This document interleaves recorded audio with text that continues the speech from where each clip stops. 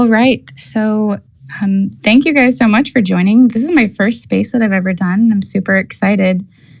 Today we are kind of celebrating all of the new behind the scenes content that has just been released on X-Ray for The Rings of Power. And so I have the honor of having Cynthia Addai-Robinson, who plays, of course, our Queen-Regent Míriel in The Rings of Power. So she is joining me today. Cynthia, thank you so much for joining us. I'm super excited to be able to chat with you. Thanks so much for having me. And I love when technology sort of allows for this opportunity to sort of have this reach. So I appreciate you having me on for this. For sure. I remember we met briefly when we were at Comic-Con earlier this year, but I didn't have much of a chance to talk to you then. So it's great to have a little bit more time today. Yeah, no, definitely. Comic-Con is, for you and for anyone who has ever attended, it's sort of, there's sort of so many things sort of pulling at your attention, and it's a lot of fun, but it's also hard to kind of process everything. That was definitely true for our sort of big presentation there. So this is a nice, relaxed forum to have a little bit more conversation and do so now that the show is out as well. Absolutely, yeah, because before then, we didn't really have an idea of what we were going to see. So first of all, I just wanted to congratulate you on your performance as Míriel. I thought you did an amazing job, and I'm super excited to see how her character is going to be growing and everything that's going to be happening over the next 5 seasons. How does it feel to be able to share this character and her story with the world now after you've been holding on to her for so long? Now she's finally out there. Yeah, it's one of those things where I can't really compare it to anything else I've worked on in terms of, the level of mystery and secrecy and, really as a means of just sort of protecting things and being able to work in a bit of a bubble, really. And of course, it's amazing now to be able to speak on it freely, to be able to talk a little bit more about sort of Míriel's state of mind and her character arc for this season, and try to think about what might be in store for her, what might be in store just in general for where the story goes from here. So yeah, it's nice to be able to speak a little bit more freely, but of course still have to be a little bit mysterious still. Right, of course, yeah. And we know Tolkien only gave us a pretty brief description of Míriel in the books. So I was kind of curious to hear how you set about bringing her character to life. Like, what was that process like? Yeah, I mean, I think, obviously you have the source material, you have all of Tolkien's writings to draw from, even when it isn't specific to your character, you have all of these incredible descriptions of, the world around you, the other people who, are part of your storyline or world. And then there's also, I suppose, the approach that I would take or have taken with other characters where you're thinking about the sort of emotional realities of that person and what they are navigating. And obviously there's a lot of very rich material to draw from within Númenor and within that storyline. So, I took as much as I could take from Tolkien himself. And, anything else, there was always that desire to really sort of be in the spirit of Tolkien. And then, of course, we had incredible resources at our disposal in terms of the literal environment that we had, both with filming in New Zealand and its surroundings, and the beautiful set. So, you have all of these sort of external things that literally create Middle Earth for you just right in front of your eyes. So, it on this particular project, it definitely took a village. Oh, I'm sure. And I'm sure that having all of the effects and the scenery all around you probably made it a lot easier to kind of immerse yourself in the world of Tolkien. I was curious to hear if there was anything that surprised you about Míriel as you were beginning to get to know her while developing the character. I think what's interesting for me, or what has been interesting for me working in the fantasy genre is, you've got these sort of high concepts, larger than life characters and environments, but you also want to find the thing that feels human, even if you are not technically a human. I guess Númenorians fall in the category of superhuman, human plus, as we like to say.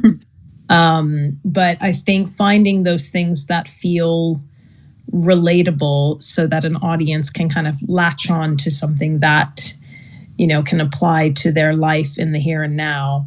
And so I don't know that I was so much surprised, but I think there was that lovely discovery of, trying to inhabit a role and then really feel like it's in this particular moment speaking to you, speaking to something that you're really navigating mentally, emotionally. And so as Míriel is on her journey, I, as Cynthia, was sort of, having my own journey and experience, coming out of lockdown, going to New Zealand. So there were a lot of really nice parallels in terms of, going through a character's journey and then sort of having my own personal experience at the same time. Oh yeah, absolutely. I'm sure that was a really interesting experience. Yeah, it was the timing was quite interesting because, I was one of the cast members that was cast during lockdown. So I had been in lockdown for many, many months in the US. And so to get that call, that says that you're going to be part of this incredible production and you're going to go to New Zealand and you're going to, sort of leave the sort of, for a brief moment anyway.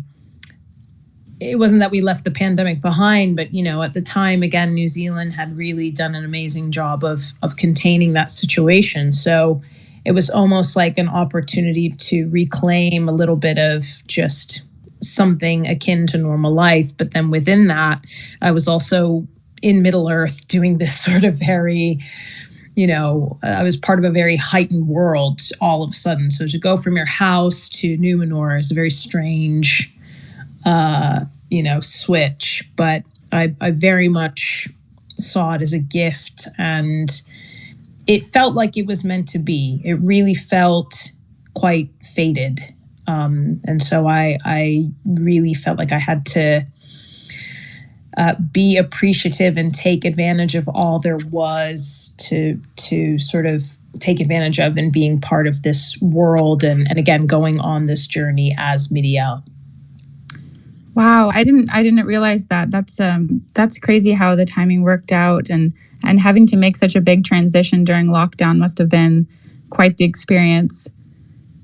Yeah, I think it was, I had, like many other people in their, respective lockdowns, months and months and months of being at home and missing, just contact with people, the people in my life, missing mundane things like having a coffee with a friend, missing important things like life events that, you share with friends and family.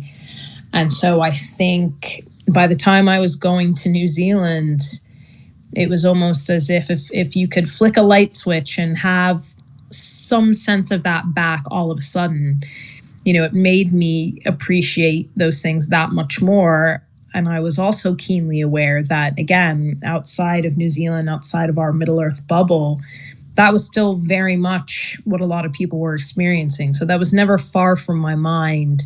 And I think the weight of that at times, again, there was this interesting sense of, Míriel and her sort of thinking about, navigating her people through a shift, through a change, and, really wanting to make the best choice that she knows to make in the moment. And so, again, I was often just thinking to what felt like a accessible entry point, in the real world, in real life. Luckily I don't have, I'm not a queen in the sense of I don't have to sort of lead people in that manner.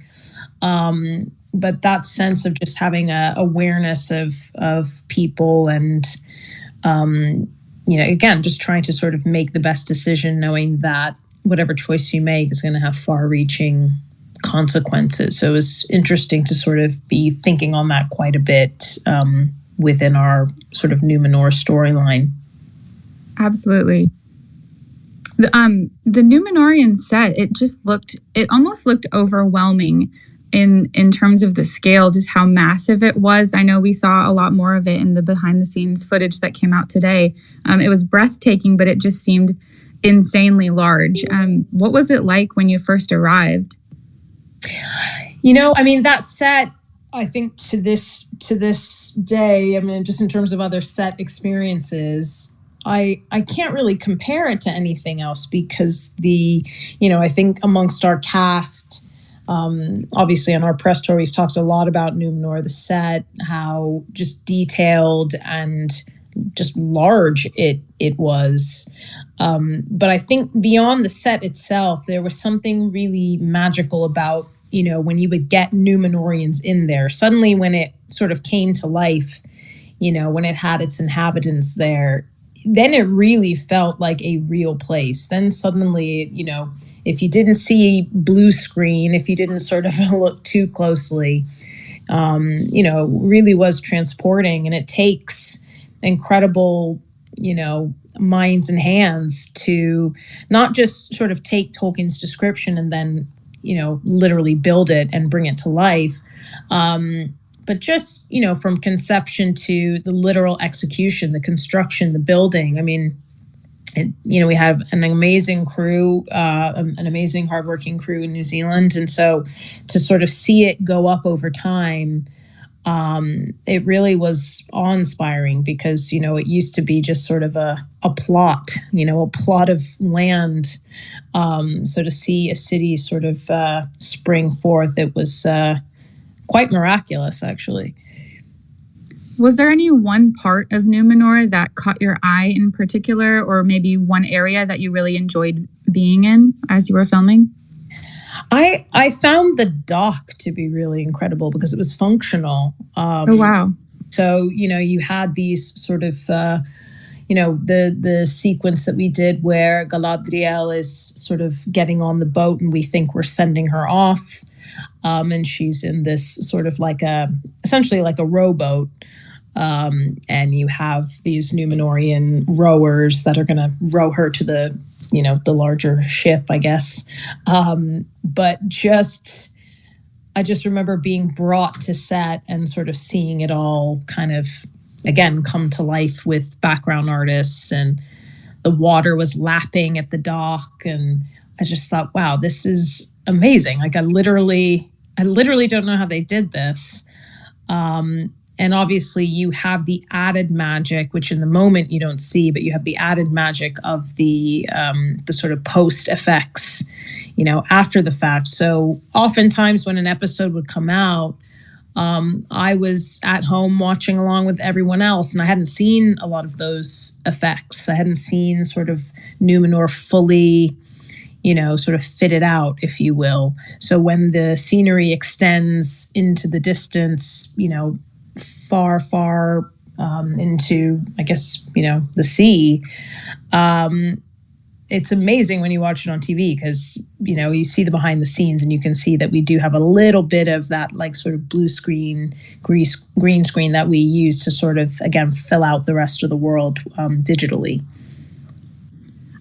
I was meaning to ask you about that kind of, what was the experience like of watching the finished product of the show? Because I'm sure you were very focused on your own role and your own plot lines that you were involved in, but what was it like seeing the whole story and the whole season together as one? Well, I'm really lucky because I get to have this sort of dual experience of watching as an audience member, watching as a fan. But, our cast is very close and we all have gone through this journey together. And so I'm watching both characters sort of, on their journey in a story. And then I'm also watching friends of mine who I'm just in awe of their talents, their intelligence, their heart, their energy. and I just get to see them transform into these characters. So I think, I got to sort of have both of those experiences simultaneously, and oftentimes, within our own worlds, we're quite separate from one another. So when you're seeing somebody else's scene, I remember reading it months and months and months ago, and then you get to just watch it and see sort of how it ultimately played out. So that was really satisfying for me. People who I really only knew as fellow cast members, I got to see inhabit their roles and really transform. So that was just truly a joy and a pleasure. Yeah, that sounds like such a really nice experience and something really special to kind of see as it's all been put together. Definitely. So tell us about your costuming, because something that I really loved about Míriel is how it's both regal and it's distinctly Númenorian. And I especially love all of these gorgeous headpieces that you have on. Did you have a favorite costume piece that you got to wear? I love all of the costumes. We've given a lot of praise to Kate Hawley, who again is our costume designer extraordinaire, pulled from not just Tolkien's description of things with all its specificity, but, art history, other cultures, and had an incredible team of craftspeople who executed all of the details. Jasmine Watson, who did all of the jewelry, the headpieces, which are custom. Of course, I have that incredible sort of coral-like gold crown. That's definitely one of my favorites. And that whole look. Of course, we have armors as well. I've got that incredible gold armor that also was sort of, handcrafted lovingly. And I've definitely been remiss. The other sort of aspect of, a head-to-toe look also involves our hair and makeup people and our hair and makeup teams. And even though I'm not somebody that's wearing, heavy duty prosthetics, Jane O'Kane and Vinnie Ashton, who are our head of hair and makeup, they conceive all those looks and details. And, for me, it's been a really nice full circle moment because I can't believe it's been so long ago, but I guess it was almost 10 years ago. It was the first time I worked in New Zealand, and I worked on this series Spartacus. And a lot of the same people who were involved in that series were involved in this. So Jane O'Kane and Vinnie were women that I worked with on Spartacus 10 years ago. So, some of my early meetings when I walked into pre-production to kind of get started on this journey, there were so many familiar faces for me. People from the stunt department, the horse wranglers, all beautiful New Zealand crew. It's a very sort of tight-knit community there. A lot of people who had also worked on the Peter Jackson movies. So, it was really, I was definitely in capable and loving hands when it came to costumes, hair, makeup, props, all of that stuff. Absolutely. It seems like really everyone put in their best work with this, especially with all of the visuals and everything just looked so stunning, especially Númenor. It was so distinct in the way that it was done, and just something that I really enjoyed watching as a viewer. But we also get to see you riding a horse as the Númenorians are charging into battle. So I was kind of curious to hear if you have had any experience riding horses in the past, or if this was something new for you. I had minimal horse riding experience. I did like a Western many years ago. And so, I sort of sat on the horse for that. And as I said earlier, Wayne, I'm sort of blanking on Wayne's last name, unfortunately, but he is a horse wrangler who has sort of had his horses in many a New Zealand production. And so again, 10 years ago, did some tiny training with him on Spartacus. Didn't end up doing much horse riding on that one. And so when I, sort of arrived out of, my quarantine coming out of lockdown, the fact that one of the opportunities that I got to take advantage of was horse riding lessons a couple times a week. again, it just felt like a gift. Like I couldn't believe that not only was I working with the same team I worked with all those years ago, some of the same horses, because these horses are actually really well trained, well respected. I believe Lloyd's horse was a horse that was used on Spartacus that I actually remember when I saw this horse. No way. That's so cool. It was kind of, it was like one of those funny things where it's like, oh my gosh, this very famous horse is still at it in the film and TV business. But yeah, just the fact that, sometimes I get the chance to ride very slowly, I might add, just in a beautiful part of New Zealand and sort of connect with this horse who was going to help me, look and feel very regal. I didn't get to do much, admittedly, when it came to the battle. I guess as a queen, I just sort of delegated from atop a horse. I sort of sent my impressive soldiers off to, charge down the hill. But, still just to have the opportunity to, have that little bit of horse riding, I was grateful for the chance. So, who knows, maybe it'll come in handy at some point. Absolutely. Yeah, you never know. You never know. So you have a few very intense scenes of dialogue throughout this season, especially with Galadriel and Elendil, as we see Míriel trying to walk this line between her role as a peacekeeper while also feeling this pull towards the ways of the faithful. I was curious to hear a little bit more about how you've worked to find this balance within her character, because I feel like we didn't get a ton of time with her, but the time that we did have was very intense and well-crafted. I thought it was really well delivered. So just curious to hear more about that. Yeah, I think, again, what's great about just Númenor's arc in general is just this idea of, the hubris of man. And I think there are a lot of people who, with the best of intentions, really, out of a place of sort of, trying to use their moral compass to, again, guide people as best they know how.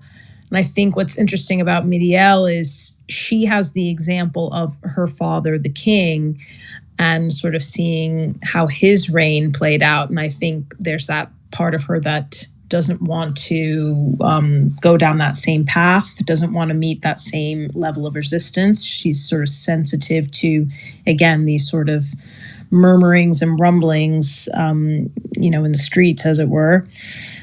And I think she wants to, try to find a way of being a balanced leader. But again, because of what she sees coming, there is now that sense of urgency.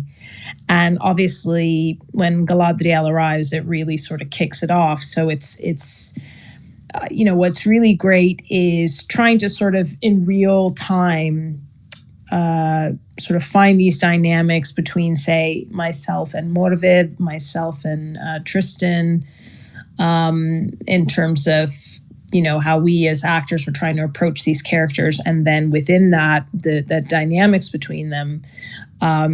We were really fortunate to have, rehearsal time, which a lot of, in a lot of productions you don't often get. And a lot of my sort of more intensive dialogue scenes, a lot of that was done working with Wayne Yip, who directed, I believe he directed 4 of our episodes.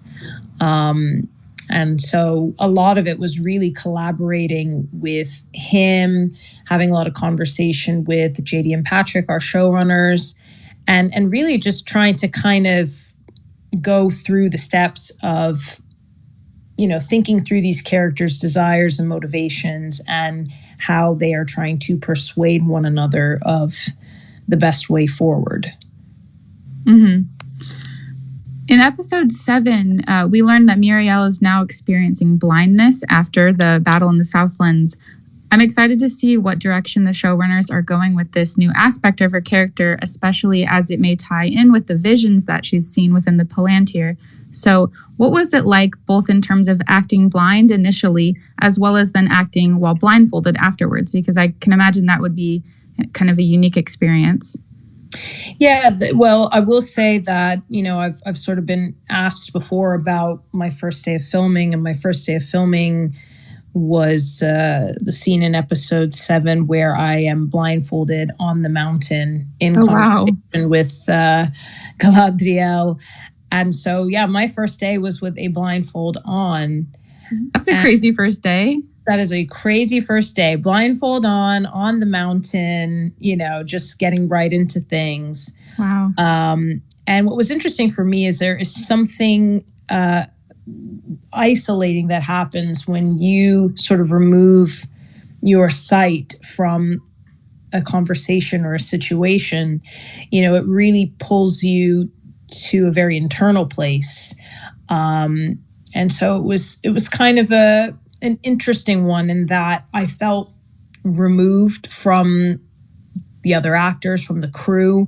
I sort of spent a lot of time sort of set apart and set away, and very much in my own head and in my own world. And so it did make me think about what happens when you have, one of your senses, one of the ways in which you receive information, or passively have a moment with somebody. You really have to sort of rely on everything else, rely on sound and rely on touch and smell. And so it was interesting in that sense. And I too am curious to see where sort of this aspect of Míriel's story goes. I mean, I think with her sort of loss of vision and just the idea of vision and blindness as an allegory, I'm curious as well to sort of see what that means for her, what that looks like for her. But I definitely tried as much as I could, and I believe this is also the intention of the showrunners and the writers as well, and our director Charlotte Brandstrom, who directed those episodes when Míriel does realize that she's blind, that I didn't want to see it as a weakness, and I didn't want it to be something that weakened her, diminished her, nothing self-pitying. I really wanted it to be a sort of an opportunity for acceptance of these circumstances, and for the viewers who are sort of really on it and picking up sort of these lines and clues. When she has the conversation with the king, her father, and tells him that she's going to Middle Earth with Galadriel, and he tries to persuade her not to go. He says, "All that awaits you is darkness," and it turns out that is in fact what happens. It's just that she didn't interpret it in that manner. She didn't sort of take the literal meaning of that statement. So yeah, it's definitely an interesting aspect to her story, to her character, and certainly for me as an actor, and trying to, make sure that I inhabit that in a way where, again, it is not about this sort of weakened state, that it's really about a heightened state in other ways. Your other senses need to be accessible to you. And so that was sort of, I think, the most interesting aspect of things for me and for, Míriel as well. Absolutely. Yeah. Thank you for sharing about all of that.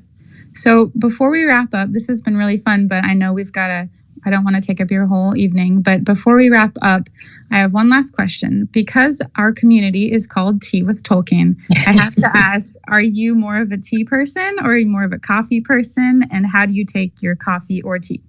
Oh my gosh. I feel like you probably learn a lot about a person by their tea or coffee order. Right.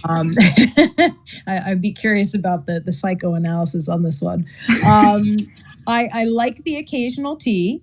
I'm not a daily tea drinker. And ironically, I'm here in London now, and obviously tea's the thing here. But I am more of a espresso based coffee drinker. I am a sort of 2 a day cortado, flat white. I got hooked on the flat whites from spending so much time in New Zealand. So that's sort of my poison these days. But I'm not mad at a cup of tea. I'm not mad at I love tea.